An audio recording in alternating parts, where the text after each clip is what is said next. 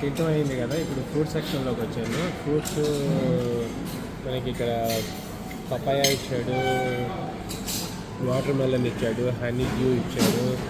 ఇది రంబూతాన్ అని చెప్పేసి మనకి ఇప్పుడు ఇండియాలో కూడా వస్తుంది, దొరుకుతుంది మార్కెట్స్లో, మన సూపర్ మార్కెట్స్లో దొరుకుతుంది.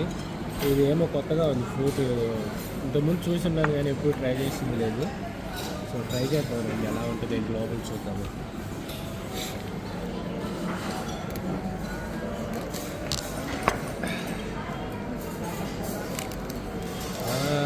పనస పండు లాగా ఉంది కానీ ఇట్స్ నాట్ పనస పండు, పనస పండు లాగా ఉంది. ఒక్కసారి నోట్లో పెట్టుకుంది ఎలా ఉంటుంది. వీటిని చూస్తుంటే మన చిన్నుల్లిపాయ వెల్లుల్లిపాయ రెబ్బల్లాగా అనిపిస్తుంది.